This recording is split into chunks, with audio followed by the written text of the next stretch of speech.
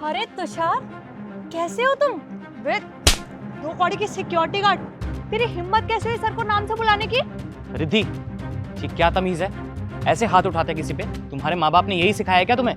पर तुम्हें इनकी उम्र नहीं दिखी? कितनी बड़ी है तुमसे?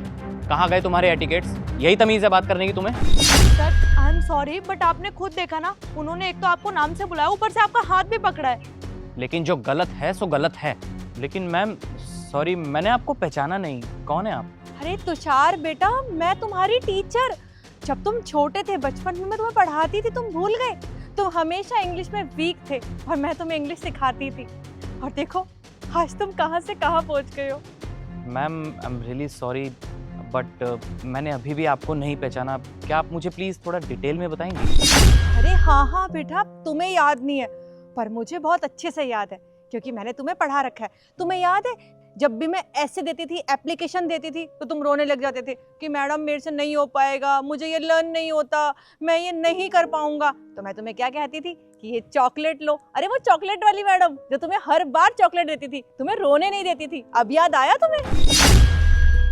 अभी भी याद नहीं आया? अब बेटा, स्कूल के बाद जो टीचर तुम्हें ट्यूशन पढ़ाती थी, एक्स्ट्रा क्लासेस देती थी, अब याद आया? अच्छा, ओ अच्छा, हाँ मैम, मेरे को याद आ गया। आप अरे कैसे हैं आप? बहुत टाइम बाद देखा आपको। लेकिन मैम एक बात समझ नहीं आ रही, आप ये सिक्योरिटी गार्ड की जॉब क्यों कर रहे हैं? आप तो बहुत ब्राइट टीचर थी हमारे स्कूल में, और आपका तो एक इंस्टीट्यूट भी था। इनफैक्ट आपके हस्बैंड भी बहुत रिच थे। क्या हुआ, आप ये सब क्यों कर रहे हैं?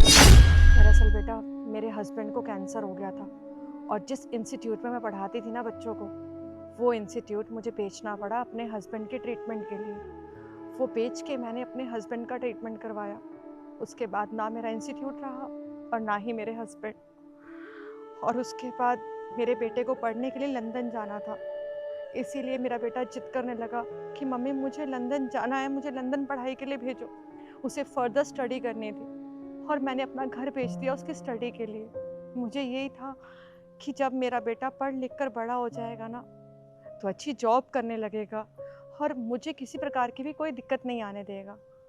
और बेटा, मेरा बेटा तो कभी आया ही नहीं। और वही है, जब इंसान जिंदा होता है ना, तो जीने के लिए उसे रोटी की ज़रूरत पड़ती है। अपनी रोटी चलाने के लिए मुझे ये सिक्योरिटी गार्ड की जॉब करनी पड़ती है। मजबूर हूँ बेटा, क्योंकि अब इस बुढ़ापे में तो मुझे कोई भी जॉब नहीं देगा। खैर छोड़ो बेटा, मैं भी क्या बात लेके बैठ गई हूँ। तुम ये बताओ कि तुम्हारे घर में सब ठीक है, तुम ठीक हो? इतना सब कुछ हो गया, और देखिए ना, आप आज भी कितना मुस्कुरा के बात कर रही हैं, जैसे कि कुछ हुआ ही ना हो। सीरियसली आपका नेचर आज भी वैसा ही है। चाहे कितनी भी बड़ी प्रॉब्लम आ जाए लाइफ में, लेकिन आप स्माइल करना बंद नहीं करती। आपसे मिलकर बहुत अच्छा लगा मैम। और हाँ, इसकी तरफ से मैं आपसे माफ़ी मांगता हूँ। बाकी मेरी ना अभी एक छोटी सी मीटिंग है, मुझे उसके लिए जाना पड़ेगा। मैं आपसे बाद में मिलता हूँ। ठीक है बेटा, मिलती हूँ मैं आपको। ओ सॉरी सर। कोई बात नहीं। अच्छा मैं चलता हूँ मैम। रिद्धि चलें? जी सर। सर, मेरे दिमाग में एक बात चल रही है। क्या? वो जो सिक्योरिटी गार्ड हैं, वो आपकी टीचर थी पहले। ये बात आपको पता है, उनको पता है और मुझे पता है। अगर स्टाफ में से किसी को पता लगेगा कि वो आपकी टीचर हुआ करती थी, तो आप खुद सोचिए आपकी इमेज पे कितना फ़र्क पड़ेगा। हाँ, आप कह तो तुम ठीक रही हो, लेकिन अब करें क्या?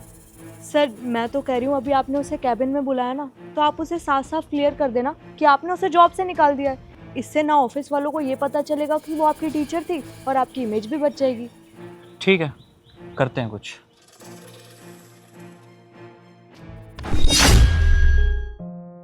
जी सर, आपने बुलाया था? अब हाँ जी, मैंने ही आपको बुलाया था।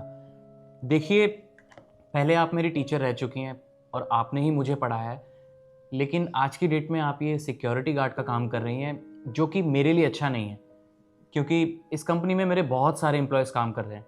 अगर उन सभी को ये पता चल गया कि मेरी टीचर एक सिक्योरिटी गार्ड की जॉब कर रही है, तो इस चीज़ से ना मेरी बहुत इंसल्ट हो जाएगी और मेरी रेपुटेशन पे भी बात आएगी।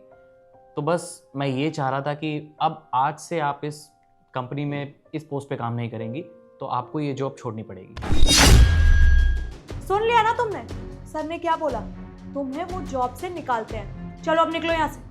देखिए सर, आप ऐसा मत कीजिए प्लीज़, मैं आपके आगे हाथ जोड़ती हूँ। आपको तो पता है ना सर कि ये जॉब मैं क्यों कर रही हूँ, मेरी मजबूरी है सर। आप समझिए, अगर आप नहीं समझेंगे तो कौन समझेगा। प्लीज़ सर, मैं रिक्वेस्ट कर रही हूँ आपसे। और सर, आपको पता है ये जॉब मेरा लास्ट ऑप्शन है। अगर ये जॉब नहीं रही ना तो मैं अपने मकान का किराया कहाँ से भरूँगी, मैं 2 टाइम की रोटी कहाँ से खाऊँगी सर। प्लीज़ सर, ऐसा मत कीजिए। और आप तो बहुत अच्छे से जानते हैं ना कि मेरे आगे पीछे कोई नहीं है। अरे अरे, नहीं नहीं मैम, एक सेकेंड, देखिए आप गलत समझ रही हैं। मैं ये नहीं कह रहा कि आपको इस कंपनी में काम नहीं करना है। मैं बस ये बोल रहा हूँ कि आज से आप इस पोस्ट पे काम नहीं करेंगी, बल्कि सिक्योरिटी गार्ड की जगह अब आप इस कंपनी में एक मैनेजर की पोस्ट पे काम करेंगी।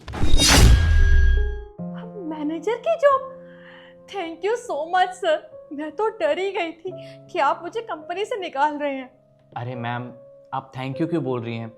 देखिए, कहते हैं ना कि गुरु का पद तो माँ बाप से भी बड़ा होता है, और आप मेरी कितनी अच्छी टीचर रह चुकी हैं।